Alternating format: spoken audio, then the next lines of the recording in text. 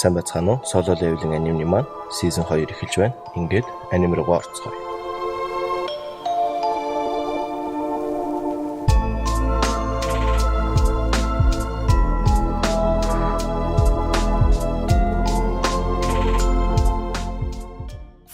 Цамхагаас гараад гэртээ ирээд унтаж байсан чинь дүүн залгаад өнөөдөр багштай уулзна гэдгийг мэдэж байгаа үстэй гин. Жинүү сургууль дээр нь ирэхэд дүүн хараад "Энэ та мөн үү? Хүн ингэж өөрчлөгддөг юм уу?" гэд гайхна. Сургуулийнх нь охтууд хараад "Тэр хин бэ? Ямар царайлаг юм бэ? Шинэ багш юм уу?" гэцгэн. Жинүү дүүгийнхаа багштай уулзахад багш нь "Жинагийн бүх зүйл нь сайн байгаа. Үлгэр жишээ сурагч. Хэрвээ түүний хүч сэргвэл ангууч болохыг зөвлөх үү?" гэхэд Жинүү "Үгүй ээ" гэж хариулна. Гэтэл багш "Танаас нэг гуйх зүйл байна" гэхэд өмнө нь Жинүү жинхэнэ хоёрыг цамхагт орох үед ирж байсан охин байж таар. Энэ охин хүчин сэргээд ий зэрэглэлийн ангууч болсон болохоор сургуулаа орхиод ангууч болохоор шийдсэн талаараа хэлнэ.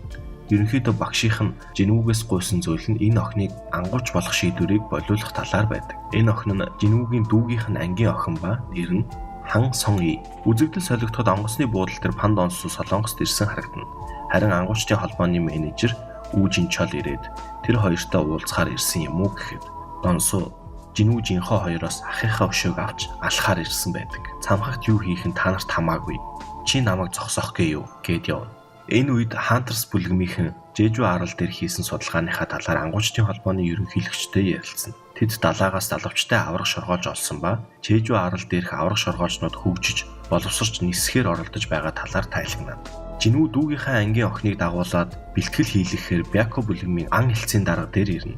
Тэдний орох гэж байгаа Си зэрэглэлийн цамхагт хамт орохыг гуйсан байв. Тэднийг ахалж явах ангууч нь A зэрэглэлийн Ким Чол гэх танк төрлийн ангууч. Энэ бэлтгэл хийхээр орж байгаа салаанд нь B зэрэглэлийн 5, C зэрэглэлийн 2 ангуучид дээр манай E зэрэглэлийн 2 нэмэгдээд аруулаа орохоор болно. Жинүүгийн гол санаа нь цамхагт орж бодит байдлыг харуул бодлоо өөрчилж магадгүй гэсэн санаатай л дагуулж явж байгаа юм. Тэднийг яг орох үед Жинүүд сонин мэдрэмж төрнө. Гэтэл гинтл цамхагийн хаалганы өнгө өөрчлөгдөж улаан болов. Жинүү нөгөө охиныг дагуулад гарах гэсэн боловч чадахгүй.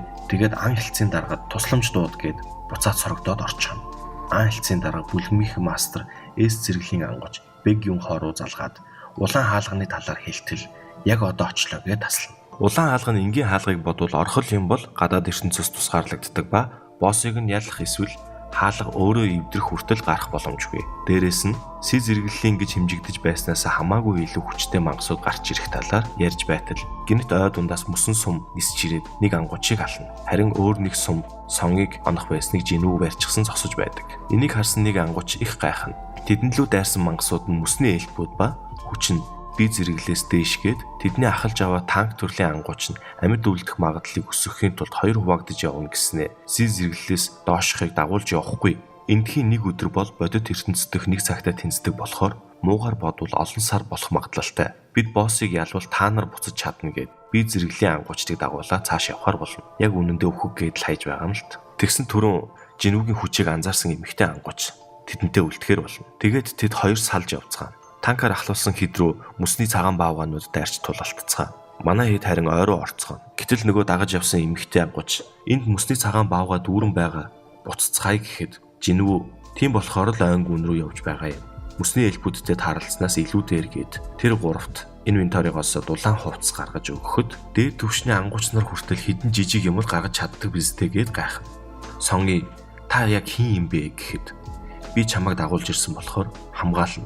Оронд нь юу ч битгий асуу, юу ч битгий хүс" гэв. Энэ үед Бяко бүлгмийн мастер нь цамхагийн гадна ирчихсэн бүр мөсөн хаагдсан байна. Азтай байлаа гэхэд AB зэрэглэлийн хідэн хүн л гарч ирэх байх гэхэд ан хэлцийн дарга салааныхнаас гадна сүүлийн үед анхаарал татаад байгаа Сон Жинүү гэж ангууч дотор байгааг хэлнэ. Ямар зэрэглэл юм гэхэд И зэрэглэл гэхдээ тэр дахин сэргийгч байх магадлалтай гэв. Харин тэдэн дээр панд онсоо ирнэ. Бяко бүлгмийн мастер энд юу хийж байдаг вүлээ? Энд уулзна гэж сансангүй шүү гэхэд харин чил Америкт байх ёстой хүн манай бүлгмийн бүсэд юу хийж яваа юм гэхэд И зэрэглэлийн ангууч Сон Жинүүг хайж ирлээ. Энэ хүртэл ирж байхад улаан хаалга ядаж царайгаа харуулхад яадаг юм.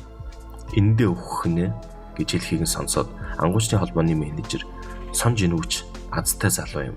Панд онсуу байсан ч улаан хаалгаар орж чадахгүй. Гэвч амьд гарч ирж чадах болов уу гэж бод. Панд онсоо шал дэмий ирлээ гэд явах гэж байснаа. Жинүүг яагаад Бяко бүлгмийнхэнтэй орсон талаар асуухад ан хэлцийн дарга Сэд зэрэглэлийн цамхагт орж үзхийг хүссэн болохоор нь гэхэд Донсоо ан хэлцийн даргыг багалзуурдаад чи үргэлж сонирхолтой юм шиншилж явдаг байхаа гэхэд Бэгийнхоо гараас нь натхад болиулахад чи надад тушаах гээд байна уу гэд Эс зэрэглэлийн хоёр ангууч хоорондоо тулалдах гээд бие рүүгээ дайрахад ангуучдын холбооны менежер дундуур нь орцгосон. Та хоёр хүчээс улсны ачаар гар маань хугарсангүй Донсогийн утсанд мессеж ирэн Жинүүг азтай новш гэд яваад өгнө. Жинүү тэдэн рүү дайрсан цагаан багуунуудыг устгаад нөгөө гурвыгаа үлдээгээд цааш ганцаар явсаар үүрнийх нь үүдэнд ирсэн байна. Гараад ир гэхэд сүүдрийн цэргүүд нь гарч ирэн цагаан багуунуудтай тулалдана. Агуугаас босс нь гарч ирэн сүүдрийн цэргүүдийг устгахад Жинүү Игридийг явуулна. Игрид боссийн толгойг таслаад Жинүү дээр ирэн сүгдэнэ. Жинүү сайн байна гэд мөрөн дээр нь гараа тавина. Харин цагаан багуунуудыг босс гэд сүүдрийн цэргээ болгоно. Харин нөгөө талд танкаар ахлуулсан хэд рүү мөсний элбүүд дайрч хамт явсан ангуучдыг нь бүгдийг нь алхахад нөгөө нөхөр маань орилоод л цугтаагаа талуу болно. Зугтаж явсаар манай хэдийн байгаа газарт ирэхэд манай хэд галт ойрчихсан бавгай мах идээд инээлдээ цуцгааж байгааг нь хараад манай салааныхан бүгд үхсэн хүнс дулаан хувцс хэрэглэл байгаагүйгээс боллоо. Хин хувцс өгсөн биднээс харамлаж үхэлд хүргэлээгээд сэлмээ гаргаад орилоод ирэхэд Жинүү гинэт гарч ирээд цохиж унгаагаад гайтай юмнууд дагуулж ирж байх юм аа. Нуугдхаа бол гэхэд мөсний элбүүд дагаад ирсэн байдаг. Жинүү системийн ачаар мангасуудтай ярьж чаддгаа бас мэднэ. Босс нь гэд морь унсан элб хүмүүс дунд хүчтэй нэгэн байна гэж хэлсэн юм. Тэр чамтай тулдахыг хүссэн гэхэд нүд ирмэх зурал тэр элбийнхэн толгойг тасалчихсан ардан зогсож байв. Сонирхолтой юм. Чи хүн биш байж яагаад хүмүүсийн дунд байгаа юм? Өөрийгөө юу болохыг мэдэхгүй юм уу? Бидэнд хүмүүсийг аал гэж сонсогддог. Харин чам руу харахад сонсогдохгүй байна. Ардаа байгаа хүмүүсээ өгвөл чамааг зүгээр өнгөрөөе гэв. Та нар хэн юм? Яагаад хүмүүстэй тулалдаг юм гэхэд бид бол гэснээ гацаад өмнө хэлсэн зүйлээ дахиад л давтна. Жинүү татгалцахад бид хамаагүй олуулаа гэхэд Жинүү инээгээд аль тал нь гэд сүүдрийн цэргүүдээ дуудана. Босс нь Жинүү рүү дайран миний нэр Валка. Чиний нэр хэн юм гэж асуув. Сон Жинүү гэд тэд тулалдаж эхэлнэ.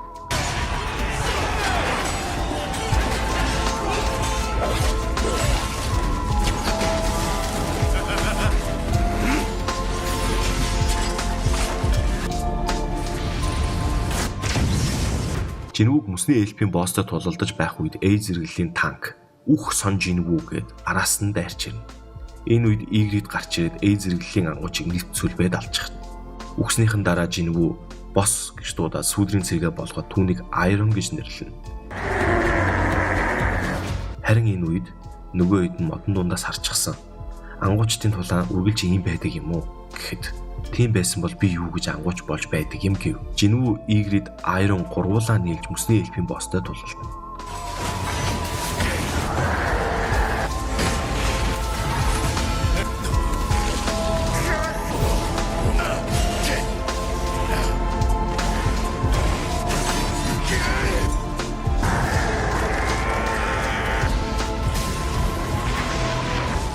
Тулааны эцэс Жинүү цээжинд нь илдээ зон ингээд дуслаа гэхэд мөсний эльпийн босс би одоо ч гэхэд Айрон гарч ирээд бяд цохиж ална.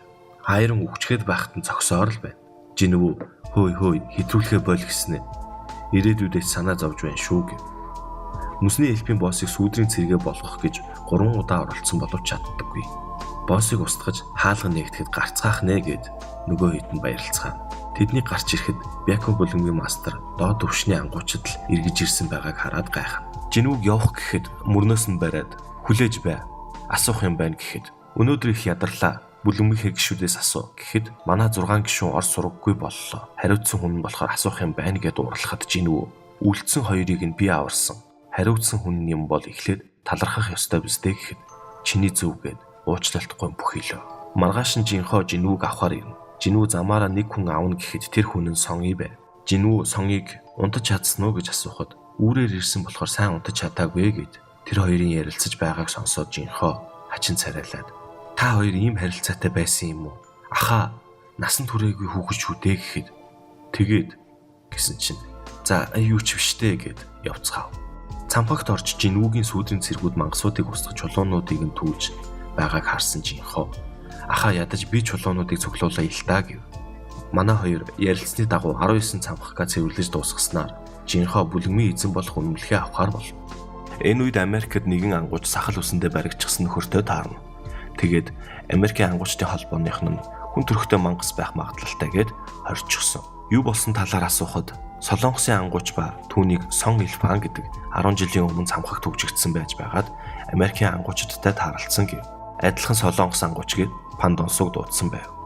Жинүү дүүдээ 7 хоног ирэхгүй байх гээд Сербрюстэй тулалдсан цамхаг руугаа дахин орохоор яв. Жинүү өмнө нь ирж байсан үеэсээ 3 дахин их төвшөнтэй болоод эргэж ирэв. Цамхагт ороход даалгавар гарч ирнэ.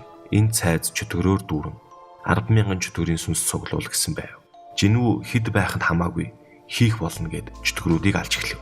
Чөтгөрүүдийг олноор устгасны дараа 2 дугаар давхарт нэвтрэх эрхийг олж авав.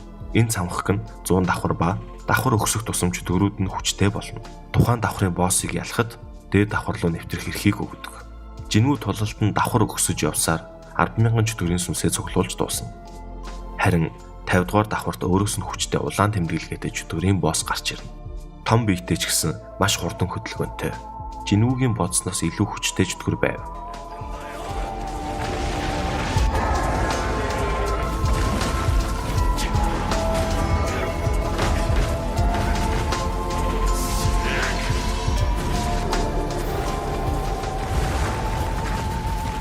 Ямартай ч Жинүү чөтгөрийн боссыг ялан дээд давхарт нэвтрэх эрхийг авна. Энэ үед Америкт Пандонсу хоригдож байгаа Солонгос ангууч дээр ирнэ. Пандонсу түүнээс байцаалт авахар болоход хүн төрлөختөн цамхаг болон мангасын тухай хэр ихийг мэдэх вэ гэж асуув. Цамхаг, мангас бол ердөө л эхлэл. Хамгийн аюултай гамшиг сэрсэн. Миний зорилго бол гамшигыг зогсоох гэхэд Пандонсу энэ дэлхий дээр маш олон ангууч байгаа гэд материалыг нь хартал энэ ангууч нь Жинүүгийн аав байж таар. Пандонсу чамд гоё юм хэлж өгье гэснэ. Чиний хүү үхсэн гэв. Үзэгдэл солигдоход хотод томоохон сүрэл болж эс зэрэглийнхэн хоорондоо тулалдсан талаар ярилцаж байв. Хормын дотор ийм зүйл боллоо гэхэд Пандонсу Жинүүгийн аавд ялагдсан сууж байв. Пандонсу Жинүүгийн аавд хүүг нь үхсэн талаар хэлснээс болоод ийм байдалтай байгаа харагдана. Жинүүгийн аав миний гэр бүлд ойртоод үзээрэй. Үхсэн ч миний хараанаас мултарч чадахгүй шүү гэсэн байв. Харин Жинүү цамхаг төвшнөө ахиулан чөтгөрүүдийг ядах юмгүй устгасаар л байлаа. Жинүү 75 давхар хүртэл явна.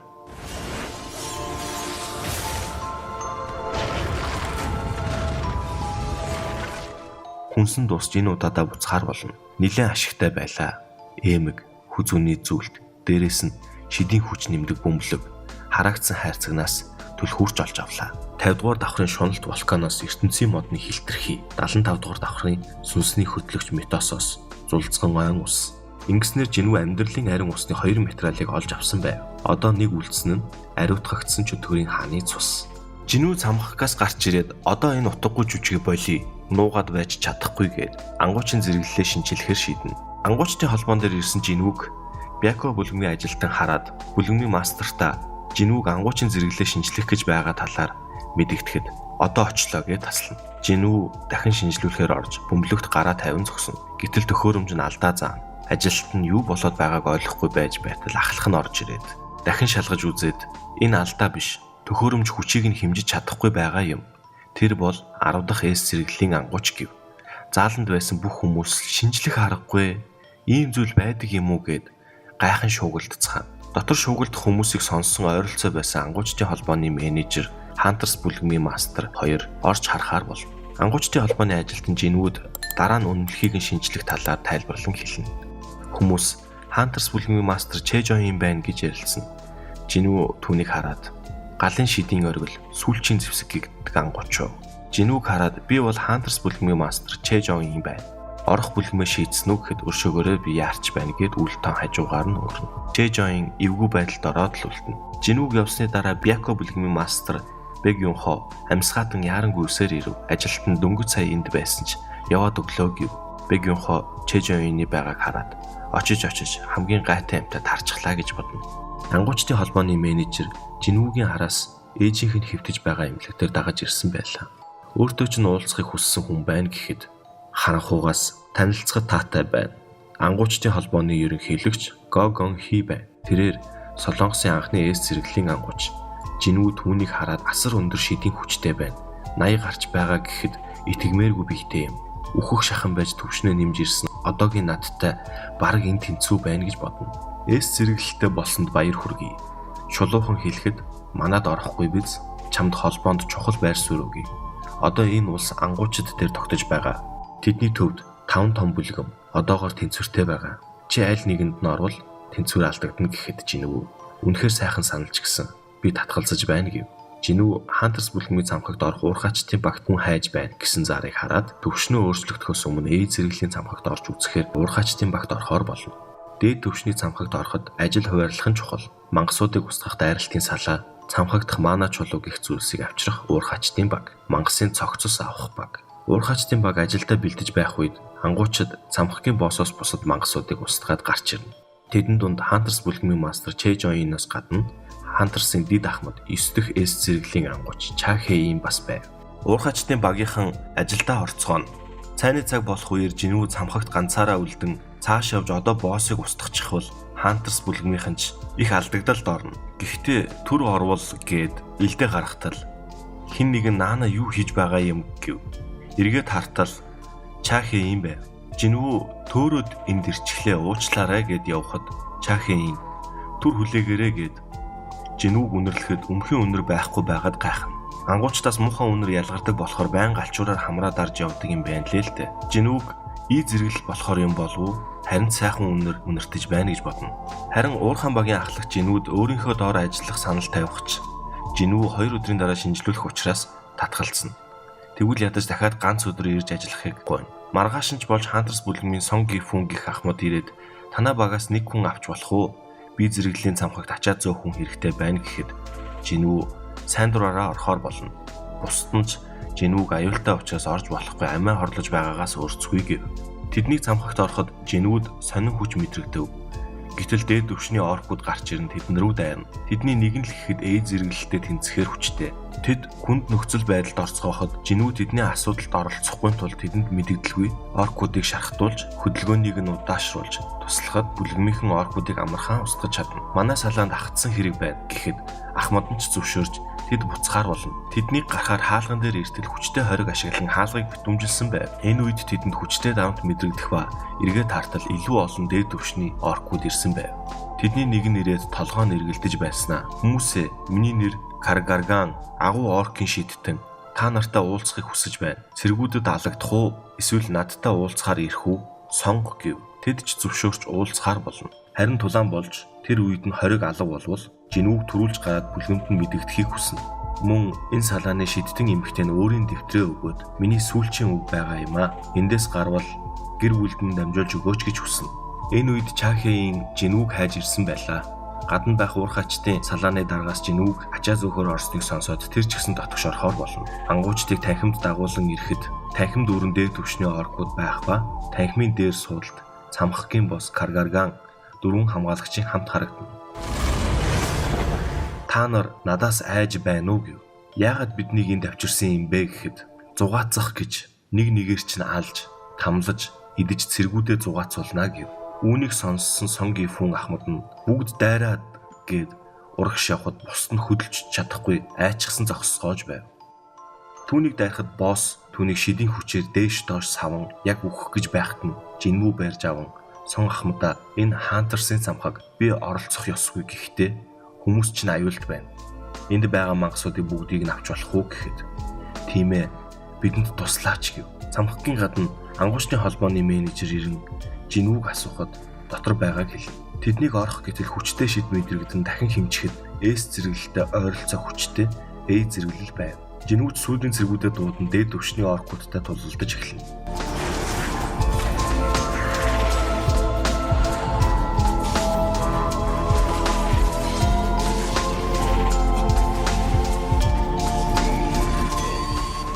Босс шидийн хүчээ ашиглан дайраад Жинүүг ойртуулдаг.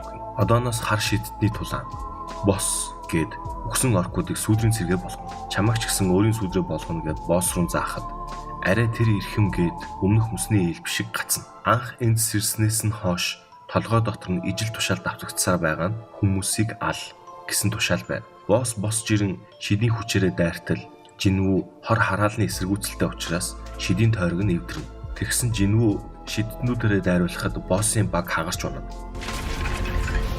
Энэ үед Чахеийн ороод ирчихсэн тулааныг хараад ийм олон зэрэг дуудсан юм уу гэд гайхаа зогсож байв. Босс шидийн хүчээрээ аврах том болоод чам шиг шавжийг бяцлаад өгье гэд дайрахад Жинвүү үлэмж биетэнтэй асуудалтай юмсан гэв.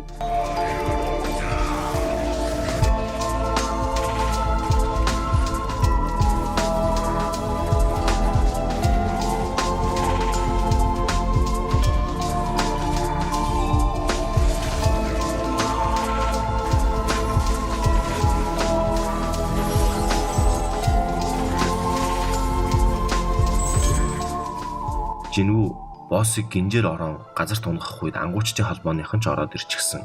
Хараад зогсож байна. Гаднаас асар өндөр шидийн хүч мэдрээд туслахаар ирлээ. Гэхдээ дими санаа зовсон бололтой гэв. Түүнийг мэддэг юм уу гэхэд баг зэрэг мэднэ гэд өнгөрнө. Харин Жинвүү боссыг устгаад төвшнөө ахиулан босс гэд сүүдрийн цэрэгэ болгон түүнийг Киба гэж нэрлэнэ. Жинвүү сүүдрийн цэрэг гаргаж авч байгаад тэднийг ирснийг ч анзаардаггүй. Хамт явж байсан ангуучдын салааных нь нэрээд саянх юу байсан бэ гэхэд ангуучдын холбооныхон сон Жинвүү ангуучийн мэдээлэл дээд зэргийн нууц. Энэ болсон зүйлийг аль болох задруулахгүй байхыг хүснэ. Сонгийн хүн Ахмад бид өөрийн чинь ачаар амьд үлдлээ. Салаага төлөөлөн талархъя гэд бүгд түүнд бүхий. Жинвүү гарахдаа шидтэн эмэгтэйд грэслийг нь буцааж өгөөд юм. Бүлгмийнхэн нэг ангууч Чахеинээс та яагаад наадхаа авч ирсэн юм гэхэд улаагаад намайг хачин гэж бодсон болов уу гин. Хантарс бүлгмийн төв байранд Чэжоин саяны салааны Ахмадтай уулзаад Бякогийн адил бид ч гэсэн түүгээр авруулчихлаа. Олон тооны цэрэг дууддаг алуурчин шиг хурдан хөдөлгөөнтэй үхсэн мангасуудыг удирддаг гэхэд итгэхэд хэцүү юм. Сон Жинвүү бид хоёрын хинэн хүчтэй гэж бодож байна гэж асуухад та зэрэглэлийнхэн дундаа хамгийн хүнд цамхгийг ганцаараа ялж чадах уу гэхэд боломжгүй гэв. Харин түүнийг заавал бүлгэмдээ элсүүлж авах хэрэгтэй гэж ярилцсан. Жинвүү Жинхотой уулзахад Жинхо түүнийг багтаа авах санал тавина. Жинвүү шууд л татгалзсан. Харин өөрөө бүлгэн байгуулах гэж байгаагаа хэлээд Жинхог өөрийг нь дагахыг санал болгоно. Алдартай жүжигчин залуу төвшнгөө тогтоолгох гэж байгаа гэд ангуучдын холбооны байрны урд дүүрэн сэтгүүлч зүгэлсэн байв. Гэтэл машинаас Бяко бүлгийн мастер Бэгюнхо Хантарс бүлгийн мастер Чэжоинаар бууж ирэхэд сэтгүүлч та хоёр жүжигчин Ийм Инсоныг бүлгэмдээ оруулахаар ирсэн юм уу гэв. Үгүй ээ, бид өөр ажиллаар ирсэн гэд явцгаав. Тэр хоёр аль аль нь Жинвүүг бүлгэмдээ оруулна гэд маргалдцгааж байв. Гэтэл Шинигами бүлгмийн Имтэгүү ирээд та хоёр Минсоныг авах гээё гэхэд хоёул уурлаж тэр Минсон чинь бидэнд хамаагүй гэв. Нөгөө жүжигчин нөхөр гарч ирээд л хүч маань сэргсэн өдрөөс л бодсон. Би тавилангаа дагахаар шийдсэн. Шинигами бүлгэмд орно гэд ярилцлага өгч байлаа. Тэгсэн хамгаалагч нь Жинвүүг садаа болоод байлгүй холд гэд хөөн. Гэтэл Го ерөнхийлөгч гарч ирээд миний зочныг дураараа хаагаад байж болохгүй. Би та нарт энэ цагаар сэтгүүлчд цуглуулж болохгүй гэж хэлсэн биз дээ. Сон ангуучаа орцгоё гэв. Жүжигчин залууг араас нь орох гэтэл ангуучдын холбооны менежер бусад хүн зэрэглэлээ шалгуулж байна. Дуусах хүртэл орж болохгүй гэд зогсов. Жүжигчин залууч эвгүй байдалд ороод үлдэнэ. Го ерөнхийлөгч Жинвүүг дагуулan бэлтгэлийн зааланд орж ирэхэд ангуучдын холбооны ажилтан дахин шинжлэхийн тулд ангуучийн чадамжийг нь шалгая. Та ямар хүчтэй вэ гэхэд ийм юм гаргаж чаддаг гэд нэг сүүдрийн цэрэг гаргахад дуудах шидтэн байх нэ гэв. Харин Го ерөнхийлөгч ангуучдын холбооны менежерээс сонссон гэхэд Жинвүүч заал дүүрэн сүүдрийн цэрэг гаргаад дахиад зуугч гаргаж чадах байх гэв. Харин гадна байсан Бэгюнхо Чэжоин хоёр ямар гэж шидийн хүч вэ? Залгиулж байгаа мэт мэдрэмж төрж байна. Энэ сон ангуучийн хүчүүгээд гайхацгаав. Дахин шинжилүүлж дуусаад шинэ ангуучийн үнэмлэхээ авна. Нөгөө хоёр Жинвүүд зэрэглэлд хүрсэнд баяр хүргийгээд ярилцах хүсэлтэй байна гэхэд өршөөгөр би завгүй байна гэд гарах гэтэл гадна дүүрэн сэтгүүлч авчихсан байгаа Жинвүү хараад гайхан зогсон. Телевизээр Жинвүүг зэрэглэлийн ангууч болсон. Чахеийн ангуучаас хойш 2 жилийн дараа 10 дахь зэрэглэлийн ангууч гарч ирлээ гэж шууд дамжуулан гаргаж байгааг Жинвүүгийн ойр дотных нь хүн бүрэл үзэж байлаа. Нөгөө хоёр араас нь гарч ирээд бид гэрт чинь хүргэж өгье гэхэд Жинвүү зүгээр дээ гэд алга болчихов. Бэгюнхо ийм биеийн чадамжтай байж шидийн төрлийн ангууч гэж юу харж жамжихааргүй хурдан байлаа гэд үлдэнэ. Жинвүү хэрэгсэл авахар ангуучдын хэрэгсэл зардаг газарт ирэхэд сон ангууч таныг хүлээж байлаа гэв.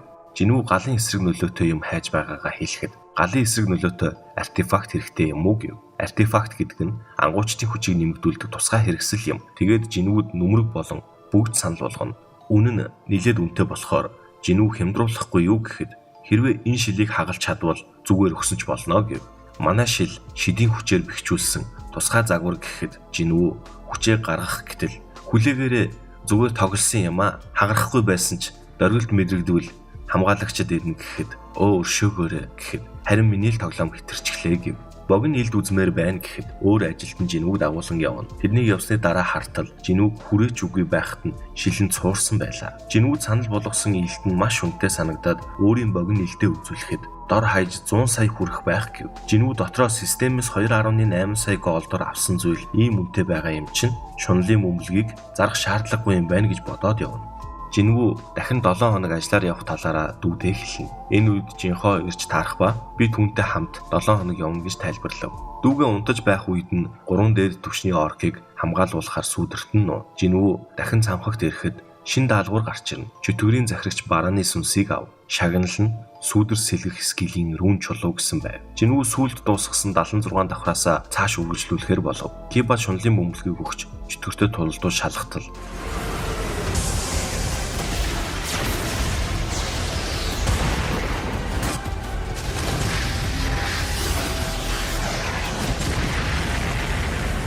Маш их хүч гаргаж байгааг хараад хамаагүй хэрэглээд байж болохгүй юм байна да гэд түүнд үлдээв. Энэ үед жинхогийн аав гэртээ ээжтэй нь ярилцаж зогсож байгаад нүдэн харанхуйлан газарт унав. Эмнэлэг түргэгдэн ирж үзүүлтэл талстын өвчин туссан байв. Жинүү сүүдрийн цэргүүдээрээ чөтгөрүүдийг устгуулan цааш явсаар 80 дугаар давхарт ирнэ. Жинүү 3 чөтгөртөд таарах ба тэдний хоёрыг нь яд хэмгүй ална. Ганцаар үлдсэн чөтгөр дээр ойртон очоод эртнээс сонирн байсан юм. Мангас ч гэсэн айдаг уу гэж асуугаад түүн рүү дайртал. Бууж өглөө амийг маань өршөөгөөч гэв. Тэгснэ жинүү цааш харсан үед нь одоо л боломж гээд алах гэж дайрахад Кибаг дуудан хамгаалав. Жинүү дараагийн давхарт нэвтрэх эрхийг олж өг гэхэд манай овог хадгалж байгаа. Амьд үлдээвэл үгүй. Дээд давхруудын нэвтрэх бичгүүд ч хаана байгааг би мэднэ. Хүргэж өгье гэхэд асуудал нь чамд итгэж болох уу гэж асуув. Жинүүгээс гарч байгаа хүчний аураас маш их айн. Тийм ээ гэв. Та нарт хүмүүсийг аал гэж сонсогддгүү гэхэд үгүй ээ, өөр тушаа сонсогддог. Бага газраа хамгаал гэж. Хизэнээс гэхэд энд ирснээс хойш гэв. Та нар өмнө нь хаана байсан юм гэхэд чөтгөрийн ертөнцид нэг л өдөр гинэт энд байсан. Тэнд юу хийж байсан юм гэхэд яг л өмнөх мангасууд шиг гацаж дайнд бэлдэж байсан. Чөтгөрүүдийг нэгтгэхгүй бол ялахааргүй дайсантай гэд дахин гацаж зөвшөөрөгдсөн мэдээлэлээс давсан тул яриаг зогсоолоо гэд ухаан алдан унав. Энэ үед Японы нэгэн арал дээр нисдэг шоргоолжнууд газардан хохирол учруулж байгаа талаар ангуучдын холбооныхон хуралдана. Го ерөнхийлөгч яаралтай Японоос тусламж хүс цаг нь нэрлээ. 4 удаагийн Чежу арлын дайралтыг эхлүүлж байна гэж мэдэгдэв. Жинүү нөгөө Эшилгийн эмэгтэй чөтгөрийг дагуулсан гэр бүлийнхэн цайзад ирэв. Чөтгөрүүд жинүү рүү дайрахад нэвтрэх эрхийг өгвөл та нарыг гэмтээхгүй гэж амласан гэв. Эшилийн аав нь ийм хүчтэй байхад бид яаж ялах вэ гэж бодоод нэвтрэх бичгийг өгөөд одоо хурдан яв гэхэд охиныг нь замчлуулахаар авч явна гэд аавд нь түүнийг хамгаалахаа амлана. Тэр хоёр чөтгөрүүдийг устган цааш явсаар сүүлийн 100 дугаар давхарт ирнэ. Гинэт тэнгэрээс луу унсан чөтгөрийн захирагч бараан гих чөтгөр гарч ирнэ. Маш олон портал хаалга нээхэд хаалгаар чөтгөрүүд гарч ирэн тэднийг бүслэнэ. Жинүү сүүдрийн цэргүүдэд дуудан чөтгөрүүдтэй тулалдаж эхэлнэ.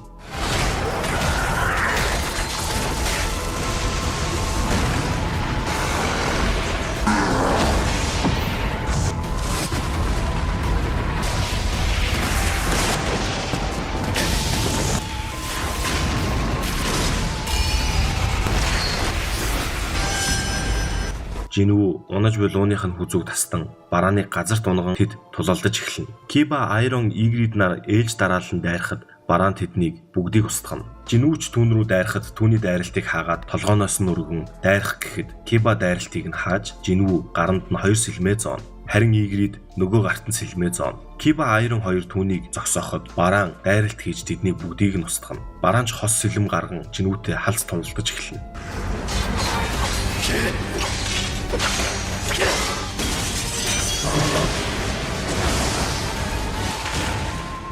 Жинүү барааны дайралтыг хаагаад илдээ гарнаасаа алдна. Бараан дайрахаар бэлдэж Жинүү бултаж чадахгүй гэж бодох үед хамт явсан Эшил өөрийн жадаа бараан руу шидэн саатуулав. Энэ боломжийг ашиглан Жинүү захирагчийн гараараа барааныг барин түүний 2 гарыг тасдна.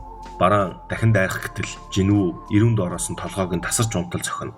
Барааны толгой тасарч унахад биенээс нь дэлбэрэлт үүсч дээш харван асар хүчтэй дэлбэрэлт үүсгээд түүний бие газарт унана.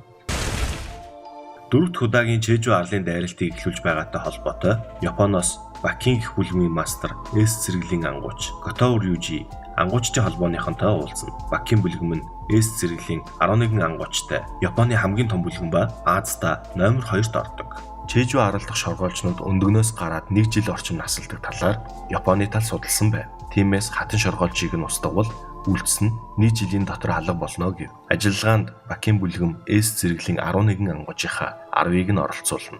Тэд шоргоолжнуудыг өөрсдөд рүүгээ татах хооронд Солонгосын тал хатан шоргоолжийг устгахаар болов. Барааныг устгаснаар Чөтгөрийн хааны ариутгагдсан цусыг олж авч цуглуулсан зүйлсээ нийлүүлэхэд амьдралын арин ус гарч ирнэ. Гэтэл Айрон үгсэн лууны цогцыг Жинвүүд авчирч өгнө. Жинвүүч санаачлахтай байна шүү гэд лууг сүүдрийн цэргээ болгон Кайсел гэж нэрлэнэ. Мөн дээрээс нь скилний чулуу гарч ирсэн ба тэр нь сүүдрийн цэрэгтээ байрлалаа солих боломжтой скил байж таарна. Эшилд гэрлүүгээ ганцаараа харихыг хэлээд боломж гарвал дараа уулзъя гэд шууд сүүдрийн цэрэгтэйгээ солигдсон цамх газ гарч Кэсилийг дуудан цааш явна.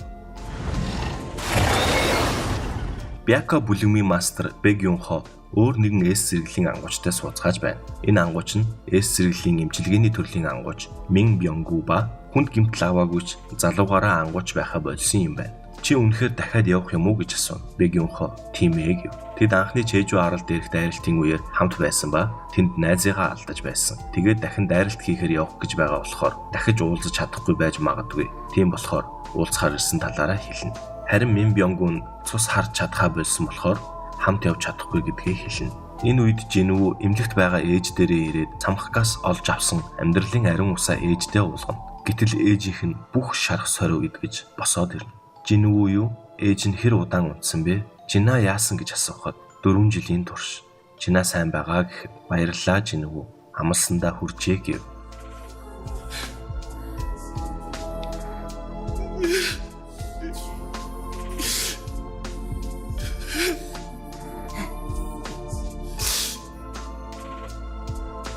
Эмнэлгийнх нь нойрсож байсан өвчтөн сэрсэн талаар сонсоод гайхацгаана.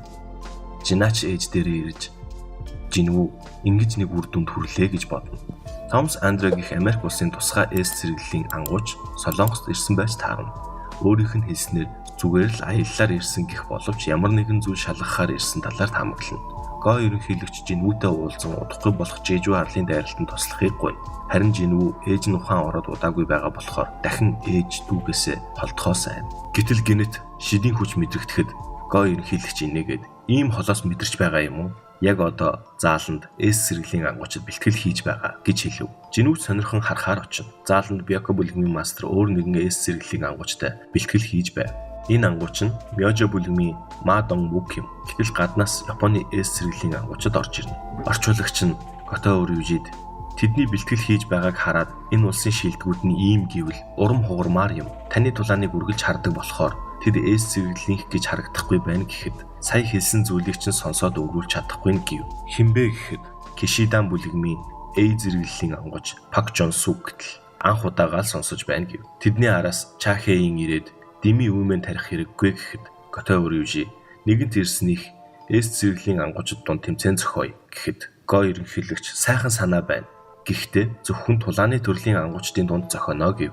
Дөрөв нь бугуунаас барих, нуруунд хүрэх, эсвэл газарт унагвал ялна. Солонгос улсаас Чахэйн, Имтэгү, Ма Донгвук, Бэг Юнхо, Япон улсаас Канай Тавата, Ацуши Кумамото, Минори Хошино, Кензо Танака гэх С зэрэглэлийн ангуучид 4-ийн эсрэг 4 өрсөлдөхөр болно. Эхэлцгээе хэн нь илүү хүчтэйгээ харцгаая гэд 2-2-ороо тулалцгааж байв. Гэтэл Ма Донгвук анх удаагаал газарт шилэгдэж үзлээ гэд инээчгсэн хэвтэж байв. Имтэгүч бугуунаасаа бариулан ялагдана. Чахэйн, Бэг Юнхо хоёр 4-ийн эсрэг 2 үлдэнэ. Чахэйн Таватагийн нуруунд хүрснээр түүнийг хасаж Бэг туслахаар явж байх үед нь араас нь Кумамото ирэхэд рефлексээрээ эргэж харан цохино. Гэтэл Кумамото уурлахаараа биеэ хянаж чадхаа болж илүү хүчтэй болдог байж таарав. Тэр хоёрын тулалдаж байгааг хараад Японы талынхан зогсоохгүй юм уу гэхэд Готоу Рюжи гэмтэхээр хөдөлгөөн хийвэл зогсоё гэв. Тэгээд Чахэйн рүү араас нь хүчтэй дайрсаар байв. Гэтэл Жинвүү дундуур нь орж түүнийг хамгаална. Энэ үйлдэл чинь бэлтгэл гэхэд хитэрч байна гэхэд Кумамото Жинвүү рүү дайрахад эргүүлэн газарт унган түүнийг зогсооно. Үүнийг харсан Готоу Рюжи тэр ангууч үнэхээр шидийн төрлийнх гэж юу? Өөрөө шалгахаас өөр аргагүй гэв. Орчуулагч нь Жинвүү дээр ирээд манай бүлгмийн эзэн чамтай тулалдаж үзхийг хүсэж байна. Жинүүч дотроо хүчээ туршиж үзэх сайхан боломж байна гэж бодов. Орчуулагч нь ирээд бүх хүчээ гаргах юм бол зөвшөөрнө гэж байна гэв. Бусад эс зэрэглэлийн ангуучид Готовотой тулалдах гэж байдгийг их зоригтой байна шүү гэж ярилцсан. Харин Чахейн Бэгюнход тэднийг зогсоохгүй юм уу гэхэд Бэгюнхо тулааны ангуучтай шидийн ангууч халз тулалдах нь уг нь бол зогсоох ёстой ч сон ангууч болохоор найдвар төрж байна гэв. Жинүүч бие халаагаад эхлэхүү гэж хэлж амжаагүй байхад нь Готов шууд дайрч эхлэв. Жинүү хөөе би хэлж дуусаагүй байна гэв. Готов саяын хурд хөдөлгөн ийм байж шидтэн гэж юу? Чиний хуурмаг төрхийг илчдээд өгье гэж дотроо бодно. Жинүүч энэ хүн бусад эс зэрэглэлээс шал ондоо юм. Готов өөрийг нь туршаад зүгээр л бултаад байгааг нь уурлан бүх хүчээрээ бяцлана гээд дайрахад Жинүү бараг нэг нүдээ алдах шахлаа гээд Готовгийн гараас нь барьсан байв. Чи надаар тохуурхаад байна уу гэхэд бугаанаас барьвал шууд дуусна биз дээ гэв. Тэд хоёул бүх хүчээ гарган бие бие рүүгээ дайрахад бусад нь дундуур нь орж хоёуланг нь зогсов. Мадон Вук авгаа Готовтой тулалдаад ийм шалбархаатай өнгөрсөн гайхалтай хэрэг шүү гэв. Жинүүч ерөнхий ямар шүү хүчтэйг нь мэдэж Японы 5 ангуучийн сүүдэрт цэргүүдээ нууж чадсан байлаа. Готов бүлгийн дид мастертайгаа холбогдсон чадварлаг ангууч байгаа талаар хэлнэ. Сон Жинвүү гээд саяхан эс зэрэглэлд хүрсэн дахин сэргэгч гэхэд дайралтад оролцох хүмүүс дунд байхгүй байна гэв. Жинвүүг би ирлээ гээд гэртээ орж ирэхэд ээж нь хоол бэлэн болчихсон гээд инээмсэглэхэд Жинвүү ээжигээ харан их л баярлана. 4 жил хэвтэрт байсан ээжигээ асрах хэрэгтэй болохоор Чэжүү арал руу явахгүй гэсэн шийдвэр гаргасан байдаг. Энэ үед Чэжүү арал дээрх хатан шоргоолж энд хүнс тижэл байхгүй болж байна. Энэ арлаас явах хэрэгтэй. Бусдыгаа удирдах илүү хүчтэй нэгэн хэрэгтэй гэхэд хамгийн том ундаг хагарч дотроос нь нэгэн шоргоолж гарч ирнэ. Гарч ирсэн даруйдаа бүхэл бие нагшиж хар өнгөтэй болон хувирна. Хар шоргоолж босч ирэн орилоход түүнээс маш их хүч ялгарна. Дайралт хийх өдөрч болж маш олон ангуучид Чэжүү арлын бүслэлт болон эргийн хамгаалалтад гарцгаана. Дайралтанд оролцох ангуучид хөдөлгөөр бэлдэж байх үед эс зэрэглэлийн хэмжилгээний ангууч Мин Бёнгу хамт явахаар шийдэн гэрв. Тэдний даган шууд дамжуулалт хийхээр ангуучдын холбооны эд зэрэглэлийн ангууч бас явна. Ийхүү Чэжүү арлын 4 дахь дайралт эхэлнэ. Энэ үед Японы ангуучид аль хэдийнэ Чэжүү арал дээр ирэн өөрсдийн хүчийг гарган мангасуудыг өөрсдөд рүүгээ татаж эхэлнэ. Арлын ойролцоо байгаа бүсэлтийн баг саадуулах долгионыг цацсан. Энэхүү долгион хатан шоргоочны долгионыг бусад шоргоочнууд нь хүлээн авах боломжгүй болгож байгаа юм. Шоргоочнуудын зарим нь нисдэг тэрэг рүү ирсэн ч Чэжүүгийн устгав. Тэд буун агуй руу ороход маш олон тооны хонглууд байна. Яаж хатан шоргоолж дээр очих замыг олох талаар ярьж байтал Чэжүүгийн маш олон галт бөмбөг гарган хонглууд руу галлан тэнд байна гэв. Тэд мангасуудыг устган цааш явсаар хагарсан том өндгийг олж хараад ийм том өндгнөөс ямар мангас гарч ирсэн бол хэмээн санаа зовно. Энэ үед Жинвүү өдөр тутмын бэлтгэлээ хийж байгаа харагдана. Энэ удаагийн дайралтанд оролцож байгаа бүх эс зэрэглэлийн ангуучид хүчтэй. Тийм болохоор амархан ялч чадна. Миний хэрэг байхгүй гэж бодно. Харин гадаа Японы 3 ангууч руу хар шоргоолж дайран хоромхон зурт тэдний толгойг тастан ална. Тэднээс холбоо тасарснаар тэдний ойролцоо байсан баг тэднийг хайж ирэхэд тэр хоёр ангуучийг ч ална. Солонгосын ангуучид нэг бүрэн эс зэрэглэлтэй тэнцэхээр мангасуудтай тулдан цааш явсаар Бэгюнхо хүчээ ашиглан хатныг олж харна. Хамгийн цаад талын өрөөнд олон хамгаалагчдын ард байна. Явцгаая гэв. Бүгд л хамаг хүчээрээ хамгаалагчдыг устган цааш явсаар хатан шоргоолжтой тулалдаж эхэлнэ.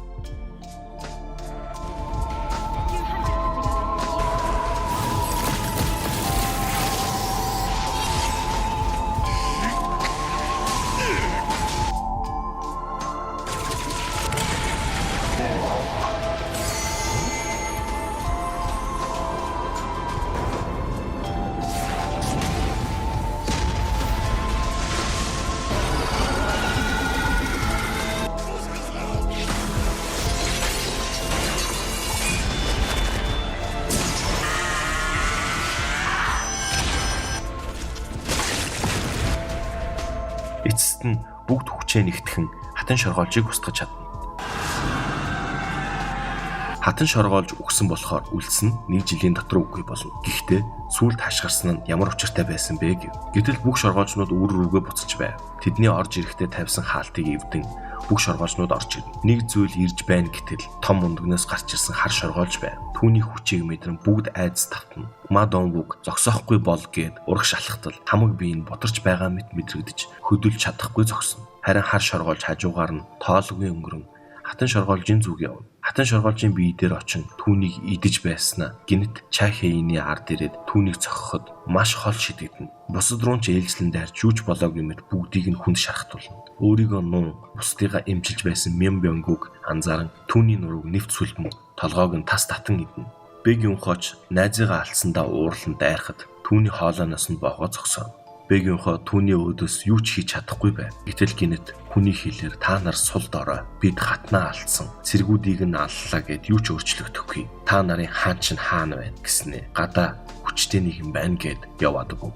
Готоо удирдлага руугаа холбогдсон 5 хүнээ алдсан. Мангасууд хатан руугаа буцсан талаар мэдэгдэхэд тэдний амьд үлдэх магадлалыг асуув. Готоо тэг хөв гэхэд сайн байна. Япон чадах бүхнээ хийсэн ч Солонгосын ангуучид бүгд өгсөн тул аргагүй эрхэнд ухарч дайралтын 2 дугаар салаатай нэгдэн Чэжүү арлыг цэвэрлснээр бид эс зэрэглийн цамхгийг цэвэрлсэн улс болно гэд ухрах тушаалав. Гэтэл тэдэн рүү хар шоргоолж дайран нэгийг нь шууд л алав. Готоо дээр ирээд чи хаан уу гэхэд тийм ээ би хаан байна гэж хэлтэл хар шоргоолжны шидийн хүч нь бүр илүү хүчтэй болоход Готоо энэ мэдрэмжийг өмнө нь мэдэрч байсан юм байна гэд үзэгдэл солигдно. Дотор байгаа хэд рүү мангасууд маш олноор дайрч бүгд хүнд шархацсан. Ингээд дуусгах гэх үед Жинүүгийн сүудэрт нь нуусан цэргүүд гарч ирэн тэднийг хамгаална.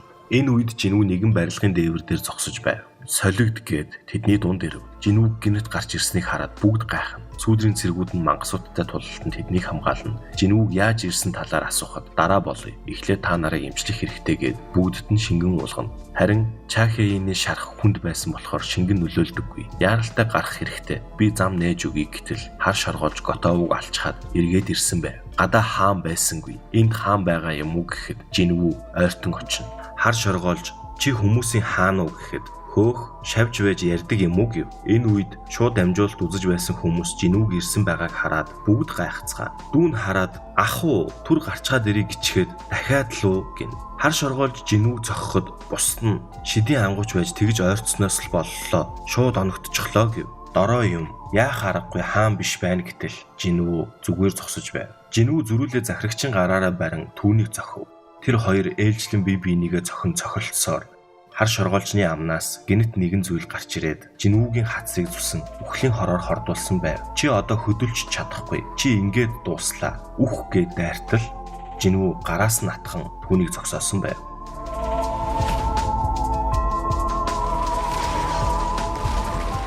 Хар шоргоолж хор нөлөөлөхгүй. Хүчээ үзээд ч нэмэргүй. Тийм бол гээд хувирч өөрчлөгдөв. Жинүүч сэлмээ гарган тэд тулалдаж эхэлнэ.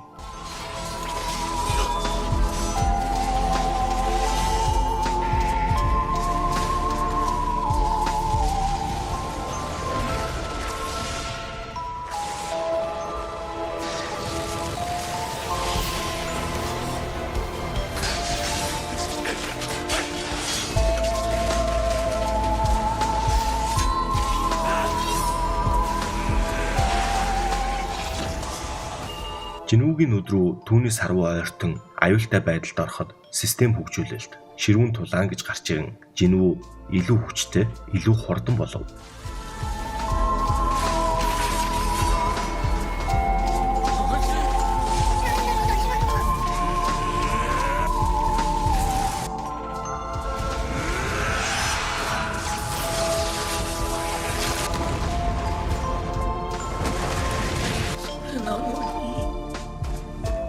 Хар шоргоолж айц давтан зогтоход Жинүү захирагчийн гараараа барин түүнийг устгана. Жинүү шууд л Чахеин рүү гүйж ирээд сүүлчийн найдвар гээд амьдралын ариун уснасаа өгөх боловч даанч нөлөөлөхгүй. Жинүү камера зогсоогоод өгөөч эсвэл би эвдчихэн шүү гээд Кибагаар эс цэрэглийн эмчилгээний ангуучийн цогцыг олж ирүүлсэн байв. Бэгийн хоо Жинүүг Бянгуг яах гэж байгаа талаар асуутал цаг алга чимээгүй бай гээд түүнийг бос гэхэд Мин Бянгу сүүдрийн цэрэг болон босч ирэв. Тэр үед бус нь дуудах шид биш байсан юм уу? Үхсэн хүний хүчийг хүртэлгээд гайхацгаана. Жинүү тэдэнд минь ангууч миний хүчийг ашигла гэх хоолой сонсогдсон талаар хэлв. Бянгу шууд л Чахеин дээр очин түүнийг эмчлэв. Түүнийг харсан Жинүү их сайхан сэтгэлтэй хүн байжээ гэв. Бэгийн хоо Жинүүгийн мөрнөөс бариад минь ангуучийн хүч чамд хэрэгтэйг мэдэж байгаа ч түүнийг дахиж тулааны талбар зогсоомооргүй байна гэв. Жинүү дахиад л мөрнөөс минь барих шүү. Гэхдээ энэ удаад тушаах биш гуйж байгаа бололтой гэд мин ангууч дээр очин сүүдэр чөлөөлөлт гэхэд мин ангууч алга болж байх үедээ Бэгийн хоо руу харан инээмсэглэв. Японы талч Жинүүг ажиллагаанд оролцохгүй гэсэн байж гинэт арал дээр гарч ирж хар шоргоолжийг устгасныг мэдээд өөрсдийнх нь төлөвлөгөөнд саад учрууллаа. Бид 10 эс цэрэглийн ангууч оролцуулаад 7-ыг нь алдсан байтал хэмээн ууралцгаа. Эс цэрэглийн ангуучид Чахеинийг яаралтай амьдлэгт хүрэхээр явцгаахаар болно. Жинүүч дотор шоргоолж болон өндгөнүүдийг устган төвшнөө ахиулсаар 100 левелд хүрэв. Хар шоргоолжны цогц дээр ирээд бос гэхэд Жинвүү хэсэгхэн зуур харанхуйд живж байгаа мэт мэдрэгдэв. Хар шоргоолжч сүүдрийн цэрэг болон босч ирээд хаан та надад нэр өгөөч гэд сөгтөхөд Жинвүү гайхан бусд нь ярьдаггүй байтал энэ өндөр түвшнийх болохоор ярьж байгаа юм байх таа гэж бодов. Би чамайг алсан. Тийм байсан ч миний тушаалыг дагах юм уу гэж асуухад би үхэрсэн юм биш. Хааны хүчээр дахин мэндэлсэн. Танд үүрэг зүтгэн. Надад нэр хайрлаач гэв. Жинвүү түнд Бэрүү гэж нэр өгөв. Шоргоолжнууд сүүлчийн хамгаалалтын шугам болох эрэх төрсөн байв. Бэрүү 4000 орчим шоргоолж захирагчгүй болоод тард зогтож байгаа бололтой гэв. Тийм их үү? Тэгвэл чи цөөлөд өгөхгүй биз гэхэд мэдлээ хаантан гээд яв. Энэ үед Жиол ах Жүүхи хоёр ч эргийн хамгаалтан дээр шоргоолжнуудтай тулалдаж байв. Нэг шоргоолж Жиол ахын араас гинэт дайрах үед Бэрүү ирж түүнийг аврам. Харж жамжаагүй учир юу байсан бэ гээд л өнгөрнө. Бэрүү ч шоргоолжнуудыг нэг нэгээр нь устгасаар байлаа. Чахэйнийг авч явж байгаа хэдийн онгоц руу шоргоолжнууд дайрч хамгаалтын шийдэн эвдрэх мөчөд Жинвүү гарч ирэн тэдний замыг цэвэрлэж өгөв. Тэд ч иргэдээр иргэн ирж Чахэйнийг шууд лэмлэг рүү хүргэв. Их золиос гарсан ч гэсэн ямар тач Чэжүү арлын 4-р дайралт амжилттай бол. Энэ үед Хятадын цэргийн болоод харагдав. Дахиад л энэ хүртэл шоргоолжнууд ирж байна. Дайрахад бэлд гэхэд хүлээж бай гэв. Гэтэл онгоцон дээр байх нэгэн ангууч биеийнхээ чилээг гаргая гээд нэг дайралтаар л бүгдийг нь устгана. Эднэр биш хар шоргоолж байсан бол арай зугаатай байх байсан юм гэв. Дайралтаас хойш хэдэн өдөр өнгөрч амиа алдсан хүмүүст хүндэтгэл үзүүлэх ёслол болов. Жинвүүг анханасаа оролцсон бол хохирол гарахгүй байсан гэж шүүмжилж байгаа олон хүмүүс байв. Бэг Юнхо Жинвүүд өөрөөрөө бахарх олон нийт юу ч гэсэн энэ гамшигыг чийл дуусгасан гэв. Го ерөнхийлөгч дайралт амжилттай болоход тусалсанд ангуучдын холбоог төлөөлөн талархал илэрхийльгээд өгөв. Жинвүүч үгүй дээ илүү эрт очсон бол минь ангуучийг алдахгүй байсан юм гэв. Го ерөнхийлөгч цаашид яах талаар нь асуухад Жинвүү өөрийн бүлгэмийг байгуулъя гэж бодож байгаа гэв. Чэжүү арал дээр нэгэн бүлгэн мангас үлдсэн эсхийг шалгаж аваад том биетэй мангас шиг нөхөртөө таарна. Энэ бол хориотой бүс зөвшөөрөлгүй орж болохгүй гэтэл цаанаас нэг мөсний ээлб шиг цэнхэр өвгөн хурууга дуурахтал бүгд ухаан алдан унав. Тэд хоорондоо шалгаж чадсан талаар асуухад тийм ээ түүний хүч мөн байна гэхэд өвгөн хачин байна. Түүний хүмүүс туслана гэж бодохгүй байна гэд шилжих хаалга нээгээд яваад өгөв.